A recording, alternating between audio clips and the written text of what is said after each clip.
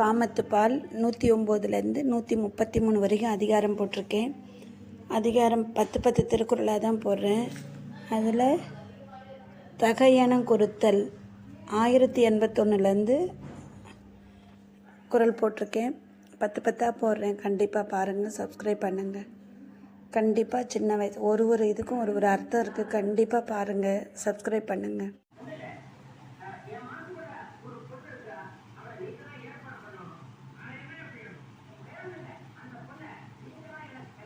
அதிகாரம் 112 நலம் புனைந்துரைத்தல். குறள் 1111.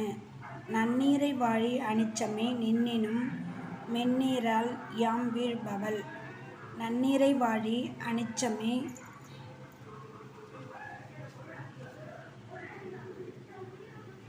நன்னீரை வாழி அனிச்சமே நின்னினும் மென்னீரால் யாம் வீழ்பவள். விளக்கம். அனிச்ச பூவே வாழ்வாயாக. நல்ல குணமுடையவளாகிய எம்மால் விரும்பப்படுகின்றவள் உன்னைவிட மென்மையானவள். அதிகாரம் 112 நலம் புனைந்துரைத்தல். நலம் புனைந்துரைத்தல். குறள் 1112. மலர்காணின் மையாத்தி நெஞ்சே இவள்கண் பலர்காணும் பூவொக்கும் என்று. மலர்காணின் மையாத்தி நெஞ்சே இவள்கண் பலர்காணும் பூவொக்கும் என்று. விளக்கம். மனமே இவளது கண்கள் பலராலும் காணப்படுகின்ற பூக்களை ஒக்கும் என்று நினைத்து மலர்களை கண்டால் மயங்குகின்றாய். நலம் புனைந்துரைத்தல். அதிகாரம் 112 குறள் 1113. நுரிமேனி முத்தம் முறுவல் வெறிநாற்றம் வேலுண்கண் வைத்தோலவட்கு. நுரிமேனி முத்தம் முறுவல் வெறிநாற்றம் வேலுண்கண்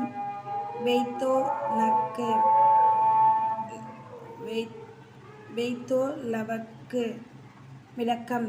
மூங்கில் போன்ற திரண்ட தோள்களுடைய இவளுக்கு உடம்பு தளிர் போன்றது, பற்கள் முத்து போன்றவை, இயற்கையாய் அமைந்த மனம், மை எழுதிய கண்கள் வேல் போன்றவை.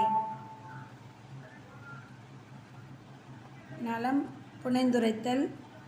அதிகாரம் 112 விளக்கம். குறள் 1114. காணிற் குவளை கவிழ்ந்து நிலம் நோக்கும் மானிழை கண்ணொவ்வோம் என்று. காணிற் குவளை கவிழ்ந்து நிலம் நோக்கும் மானிழை கண்ணொவ்வேம் என்று. விளக்கம். குவளை மலர்களுக்கு பார்க்கும் தன்மை இருக்குமானால் அவை அழகிய அணிகள் அணிந்த இவளது கண்களுக்கு நாம் ஒப்பாக மாட்டோம் என்று எண்ணி நாணி குனிந்து நிலத்தை பார்க்கும்.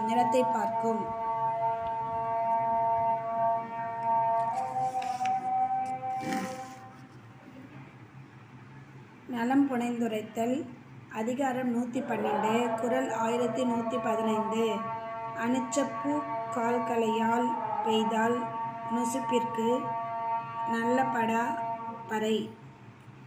அனிச்சப்பூ கால்களையான் பெய்தால் நுசுப்பிற்கு நல்லபடா பறை.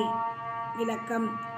இவள் தன்னுடைய மென்மை தன்மையை நினையாமல் அனிச்சப்பூவை காம்பு நீக்காமல் சூடினாள். அதன் சுமையை தாங்காது இவளது இடை ஒடிந்து போகும். எனவே இனி இவளுக்கு நல்ல பறை ஒலிக்க மாட்டா.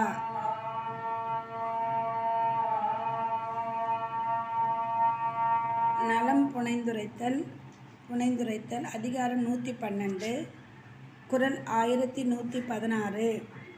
மதியும் மடந்தை முகனும் அறியா பதியிற் கலங்கிய மீன். மதியும் மடந்தை முகனும் அறியா பதியிற் கலங்கிய மீன். விளக்கம். விண்மீன்கள் சந்திரனுக்கும் இவளது முகத்துக்கும் வேறுபாடு அறிய முடியாமல் தம் இடங்களில் நின்று தடுமாறி திரிகின்றன.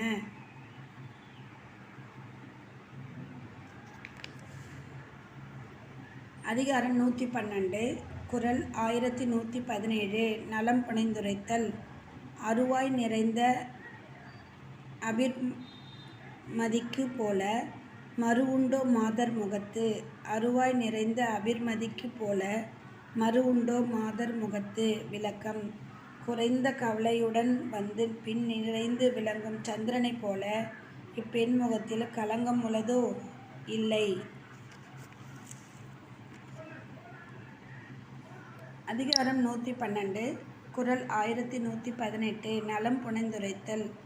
மாதர் முகம்போல் ஒளிவிட வல்லையேல் காதலை வாழி மதி. மாதர் முகம்போல் ஒளிவிட வல்லையேல் காதலை வாழி மதி. சந்திரனே வாழ்வாயாக. இப்பெண்ணின் முகம் போல ஒளிவிடக் கூடுமாயின் நீயும் என்னால் விரும்பப்படுவாய்.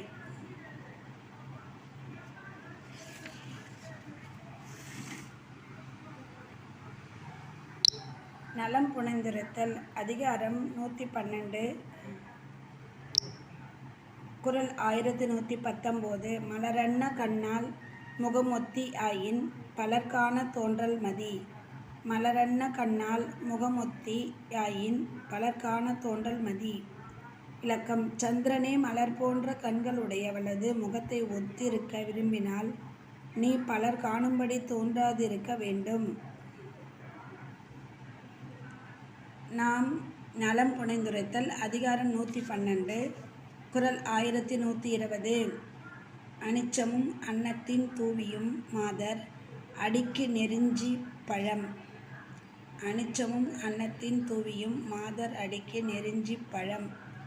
விளக்கம்: அனிச்சப்பூவும் அன்னப்பறவையின் இறகும் இப்பெண்ணின் பாதங்களை முள்ளுடன் சேர்ந்த நெருஞ்சி பழம் போல வருத்தும்.